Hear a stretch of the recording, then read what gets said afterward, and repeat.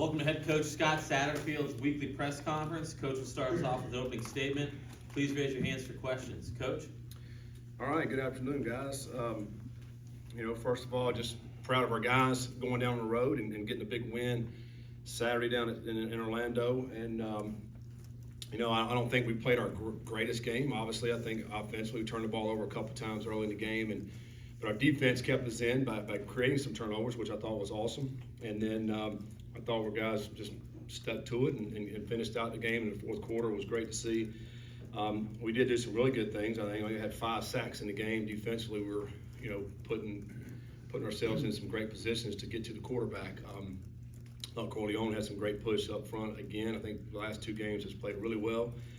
I thought, the thing that was great as well is where Sorsby didn't play his best in the first half, and I thought he battled back for the second half, and I think 12 for 13 in the second half passing the football, which was great. We didn't run the ball great, but Central Florida does a good job stopping the run. I think we got to get better there. That'll certainly help our offense. And then, I think in the special teams, I thought we were very, very solid in the special teams as well, other than the kicks. But besides that, the covering, Fletch hit a 1 on the 1 yard line, which was awesome part of the game. It's a huge part of the game to be able to get that. And then because I think we went 3 and out, got the ball back, that's when we went and scored. So, it was huge there. And, it sets us up for a great opportunity this weekend. A team that's 5-1 coming in, homecoming here at the 7th game of the season. Both of us competing for a Big 12 championship. And, we're excited about it. This is what we all signed up for in the Big 12, and to be able to host teams like this and to come in here and have a packed house, a great environment for college football. So, we're excited about hosting this team. We know this team has played some great football so far. Huge win for them against Utah last Friday night. They rely on their running back. He is one of the best running backs in the country. Very, very hard runner, old school, hard-nosed runner. Refuses to go down. If you like running backs, he's fun to watch. There's no question about it. He's going to try to run right through you, make you like it.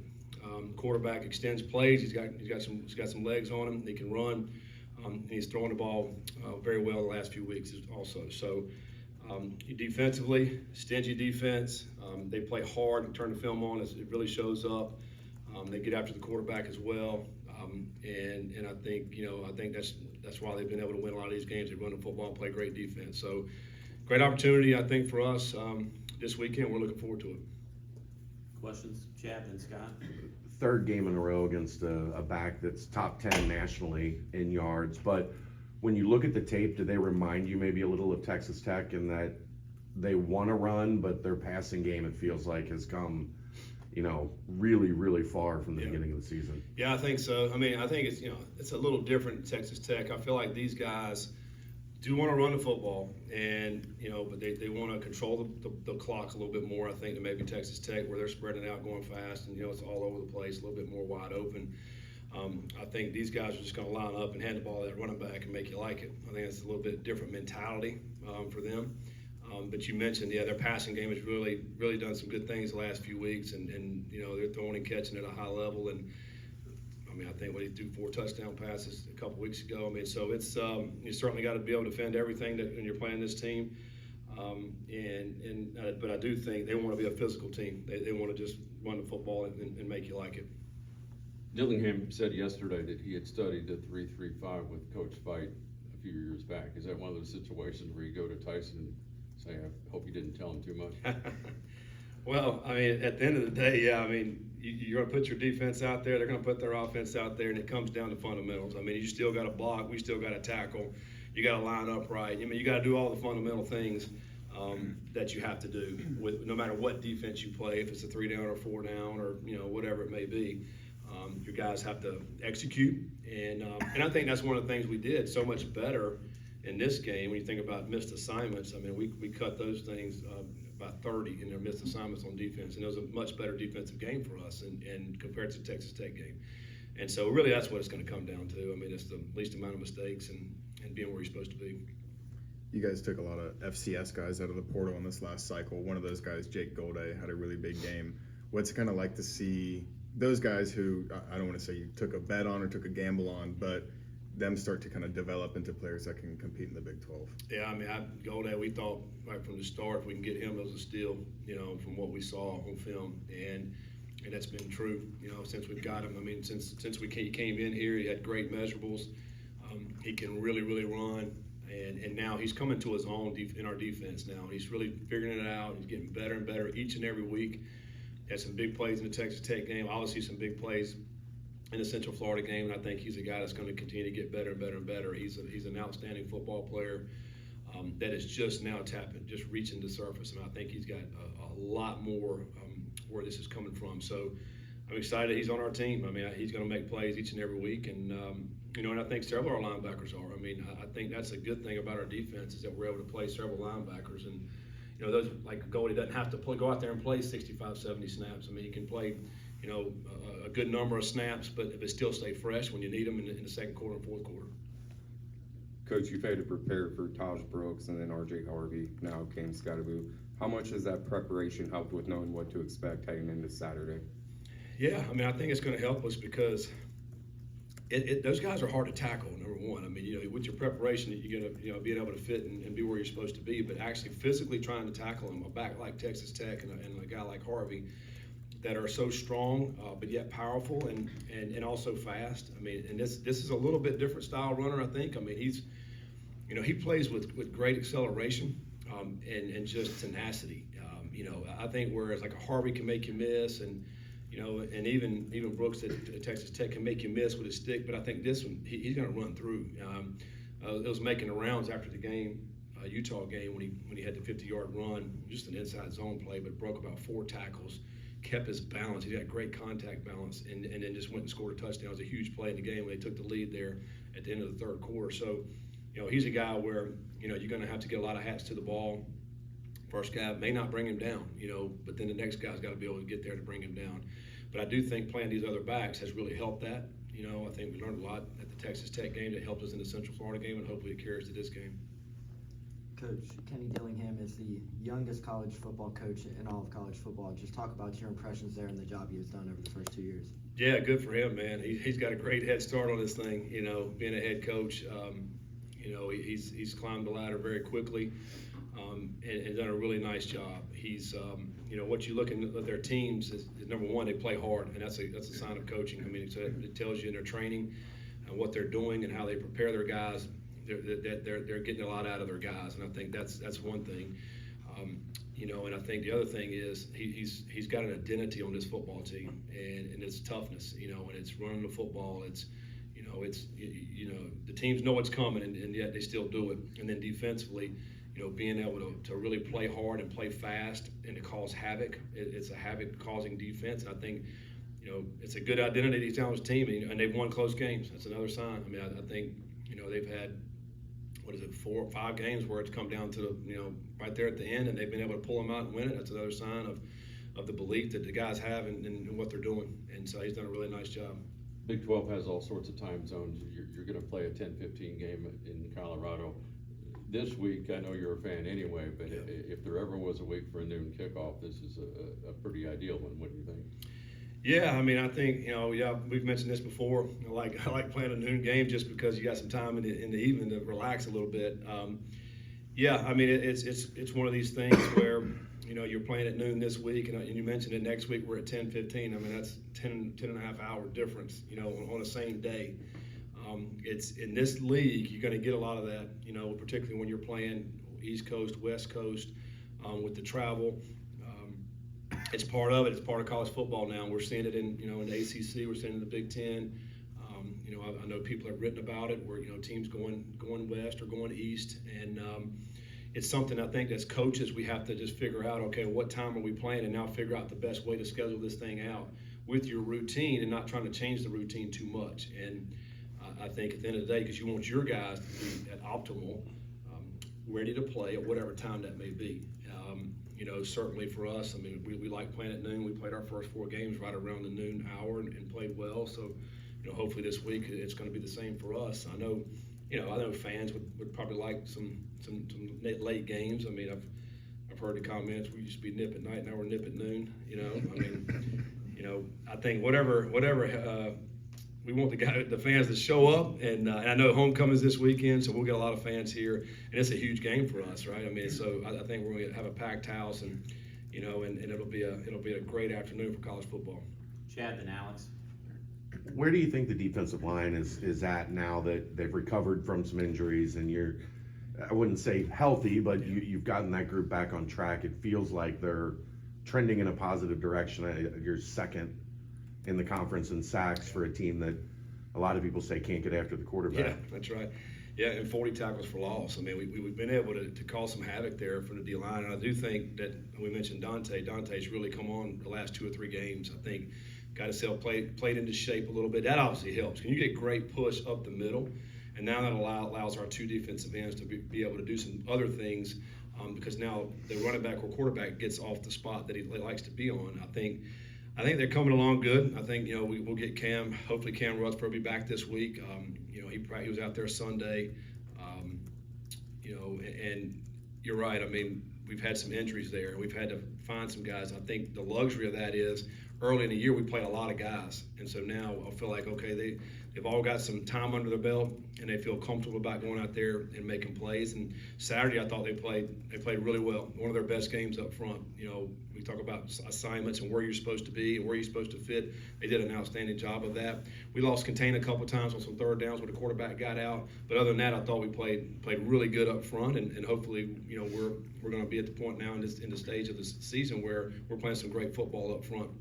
First 3 games, you guys rushed for over 200 yards a game. Last 3, it's down to 125. What do you see defenses doing to kind of stymie the running game a little bit, and how do you guys plan to counter what they're doing to get that average back up to where you want it to be? Yeah, I mean, I think we've played some solid run defenses the last couple of games. Texas Tech, Central Florida, and then we're going to play another one this week. I mean, I think sometimes you got to give credit to the teams you're playing. I think Central Florida is one of the top rush defenses in the country. As we went in there last week, and Arizona State's given up about 100 yards rushing this week. So I mean, they're pretty good. I mean, you got to find ways to run it. I think we lost Corey basically for most of the game in the Texas Tech game. We lost DT. DT has not played the last few games at left guard. We're hoping to have him back this week. He practiced yesterday as well. So. I think if we get a little bit more healthy, I think that's going to help the running game as well also. And it certainly helps our offense if we can get the running game going. There's no question about it. It's going to help our pass game. We got to find ways to do that. And but I do think the health of our guys up front and Corey obviously helps the production. Scott, then Jeremy. I was tweeting, I'm sorry. Oh, sorry, Jeremy, you go. Jeremy, you go. That's fine.